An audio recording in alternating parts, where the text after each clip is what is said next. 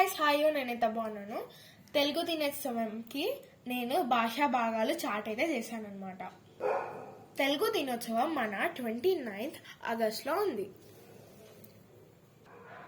నామవాచకం.